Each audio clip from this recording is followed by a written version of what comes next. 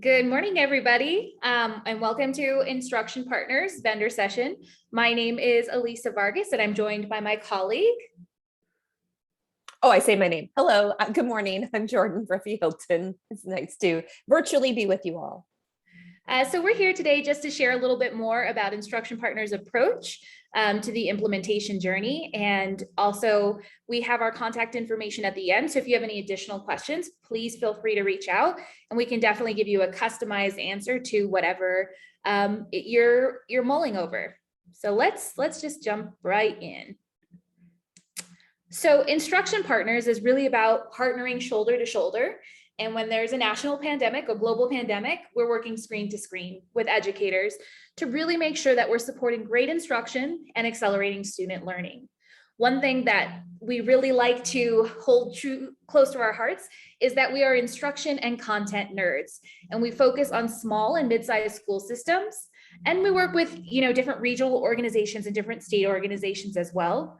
But our focus is really about ensuring equitable access to great instruction with an emphasis for students living in poverty, students of color, multilingual learners, and students with disabilities.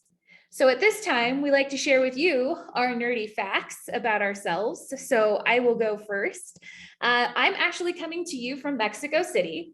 And the reason is because my boyfriend is obsessed with Formula One racing, and it kind of bled over into, I guess, now one of my new passions and hobbies. And so I'm here in Mexico City watching the Grand Prix Formula One race and hoping for my driver, Checo Perez, to podium this time. Jordan, what about you? What's your nerdy fact? I am really into puzzling. I really like jigsaw puzzles, anagrams, Rubik's cubes, sort of like anything where there's like a creative way, but then like at the end you get to a right answer. Just feels like very satisfying to me personally. That's awesome. So that's why you're in this work, right? Figuring out the puzzles of different school systems. Awesome. So we've been in Texas for a number of years, and this year we have 16 systems that we're currently serving, which amounts to about 52 different campuses. So one thing that's really great about our Texas team, when we partner you with individuals from our team, they're all local to Texas. So they have deep expertise in the TEKS and deep expertise in whatever kind of nuances that the Texas school districts might bring to the equation. So you're at the stage where you've adopted high quality instructional materials and you're thinking, what can possibly go wrong, right? We have these box of beautiful new materials and it's going to solve all our problems. Well, we've been doing this work for quite a few years and we found that it's not always as easy as that may sound. And so these are some of the common pitfalls that we've definitely heard across different systems and districts. So a common one, nobody asked me. So the leaders have been really invested in this HQIM implementation, but maybe some of the teachers haven't been brought along in the journey.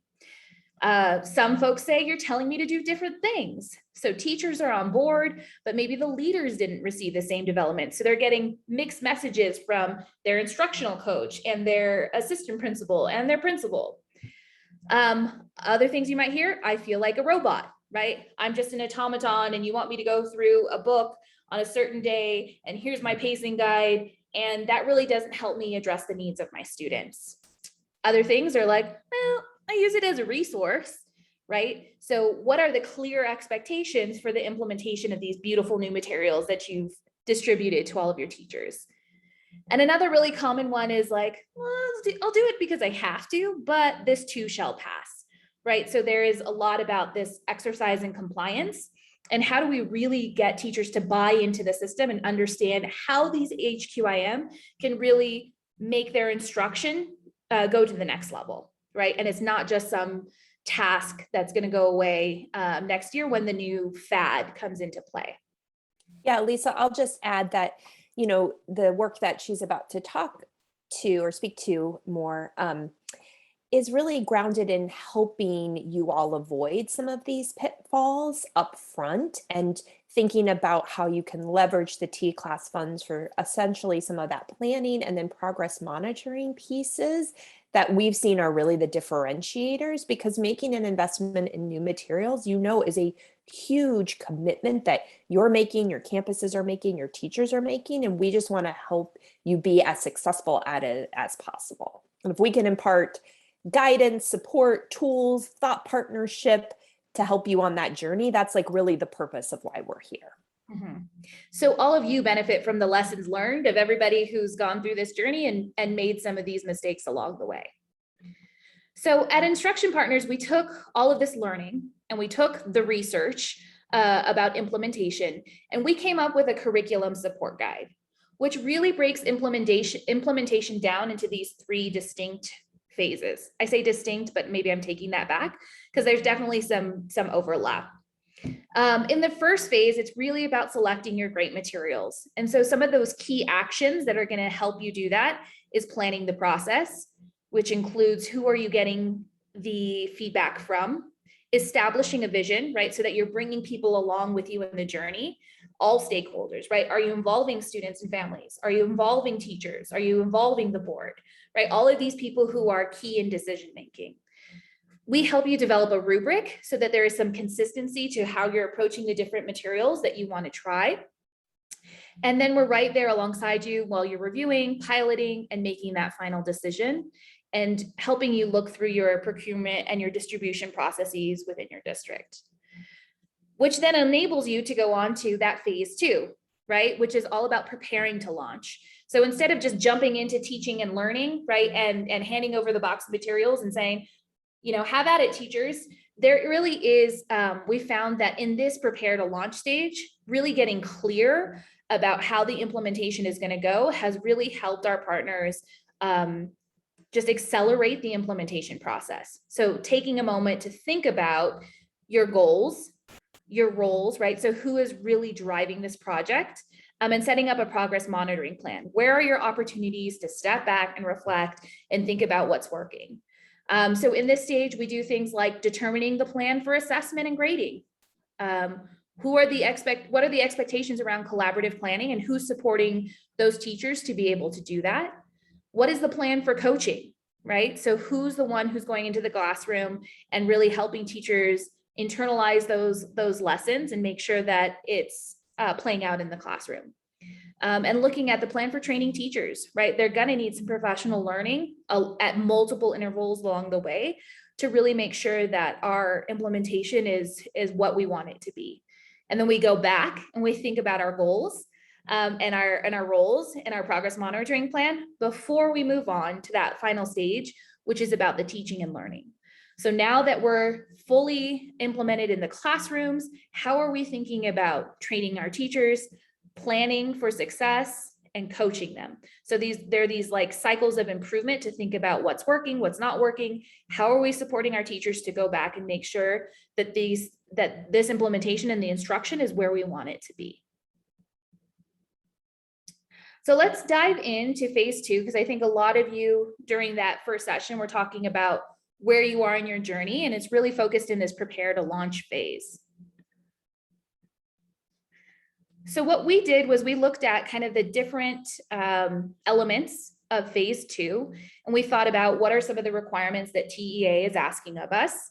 And so we helped map out for you where along your journey we'll be able to meet those expectations from TEA, but also thinking about that flexibility piece, right?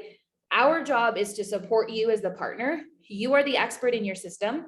You know the students, you know the teachers, you know the community. And we're here as thought partners to help you think through the best kind of plan to ensure we get to that excellent instruction phase in phase 3.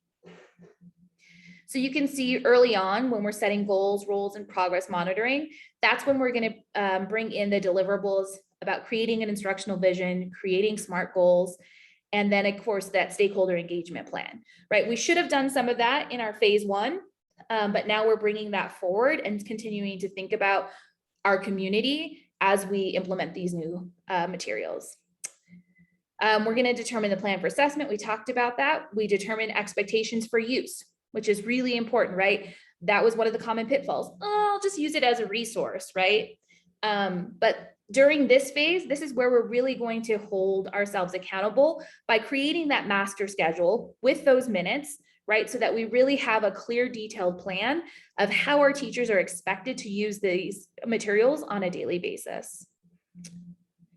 Then let's move down from our coaching to looking at our plan for training teachers and leaders. So these both are kind of combined with the instructional calendar when we're thinking about the scope and sequence. How do the TEKs align to these materials that we're using, and how are we going to get through these materials and make sure that we're covering all of those important knowings that our students need to have? Where are we going to embed the unit assessments, right? That's an important piece. We all know that those formative assessments that help provide information for us when we're stepping back to reflect and thinking about how we need to modify professional learning for our teachers and how we might need to modify what's happening in the classroom. Lisa, if I just might add here, we have a process, a facilitated process, and we have tools and resources to bring to that process, but these are really your decisions within your system. You know the context of what you're trying to achieve with your instructional vision. You know the assets that you have and the capacity that you have in your system. So it's about helping you all get really sort of clear and have a shared set of expectations on where are we tight and where are we going to be loose. What do we have that's available to us? We work with a lot of really small systems. And so the idea of instructional coaches may not be just financially practical. So it's really about not presenting this sort of box of like, and here is how you do this, but like, here are the best practices. Here's what research tells us. How do we actually map something that's really feasible for you and will be most impactful given your context? So it's highly personalized. If we were actually speaking to you live, we'd be asking you a ton of questions about yourself and what your goals are and what you're working on and what your strengths are and areas for improvement. And so just know that that is like really at the heart of how we want to work with people, is like meet you where you are and be that shoulder to shoulder partner to help you achieve your goals. Absolutely.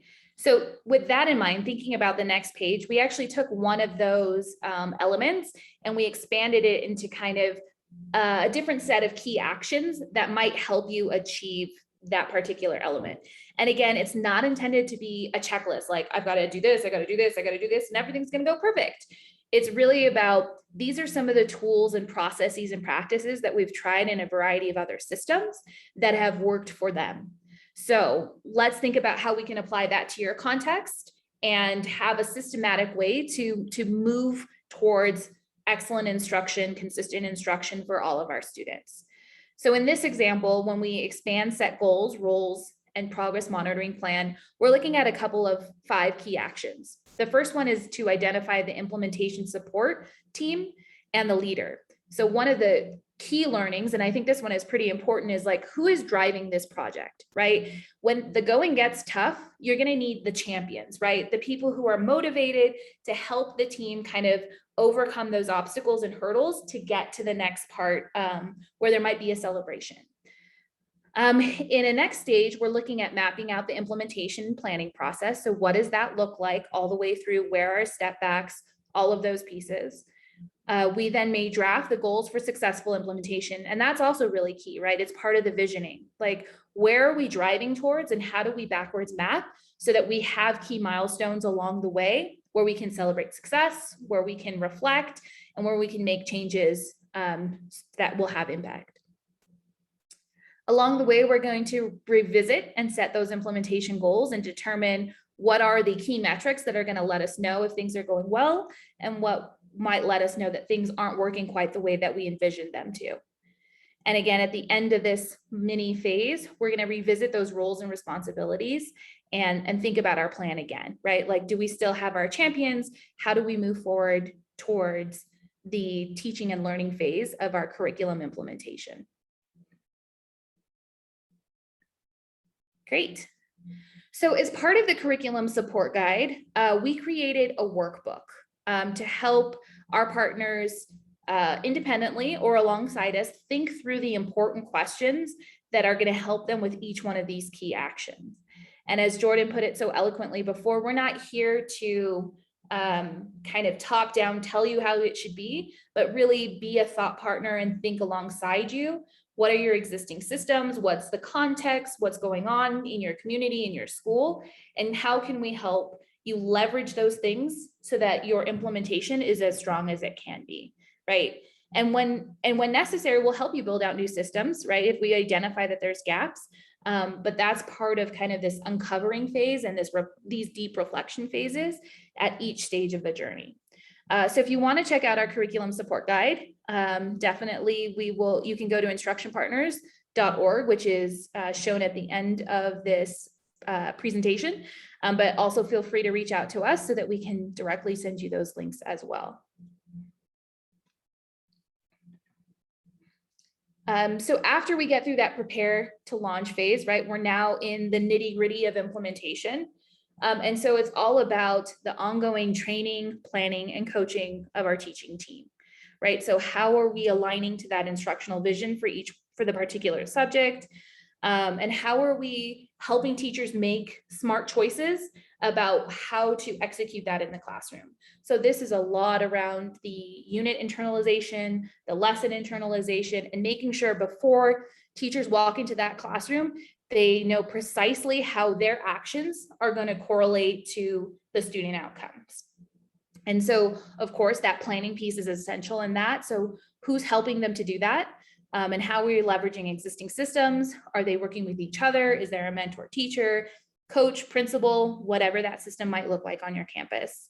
And then how are we giving them feedback, right? So what are the tools to understand what's happening in the classroom so that we can come back to that cycle again and help retrain, help them plan, and then go in and monitor how things are happening in the classroom.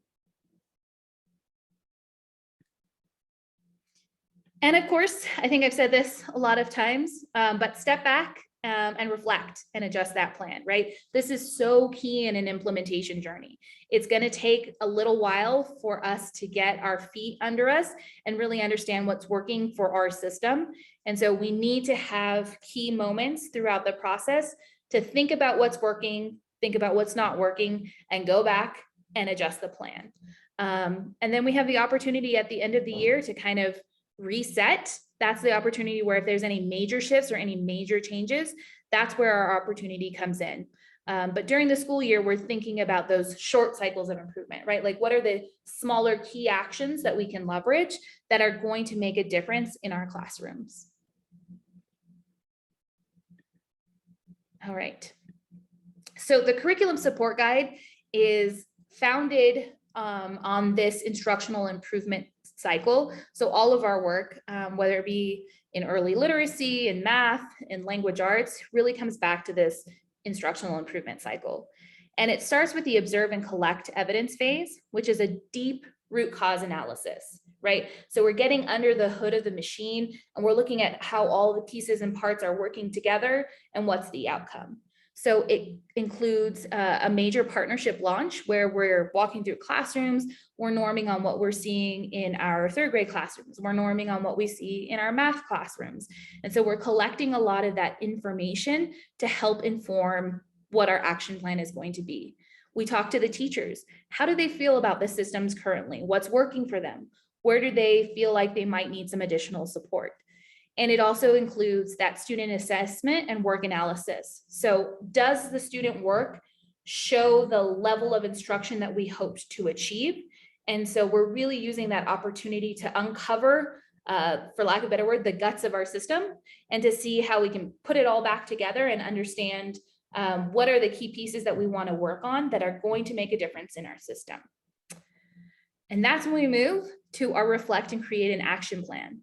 So we've collected all of this qualitative and quantitative data, and together we're going to have deep brainstorming sessions and be thought partners with one another to norm on what we saw and to identify what are some of the strategies that are really going to help us accelerate our learning, right? And particularly after the crazy year that we had last year, there's a lot of unfinished learning, right? So in our tier 1 instruction, our core instruction, which is the key piece of how we're moving students, right, is like, what are the things that are absolutely essential that our teachers need to do and our students need to be able to do in order to have a quality, meaningful educational experience?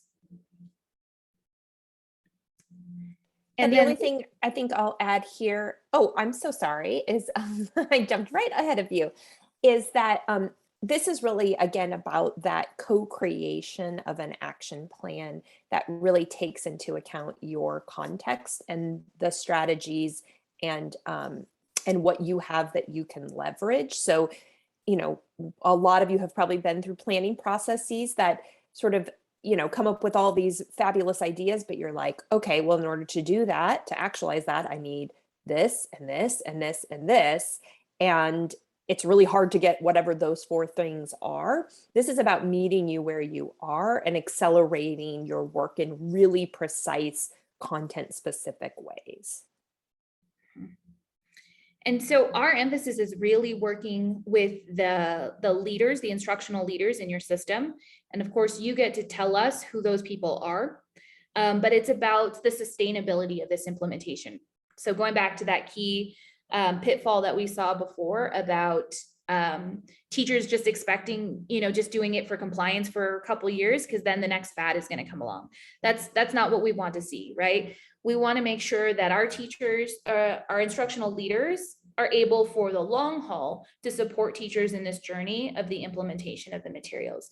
So that's where we really focus our supports, is like building tools and processes and procedures and building the capacity of those leaders within the system. So here is kind of just an example of an arc of the year of what that might look like when you partner with us.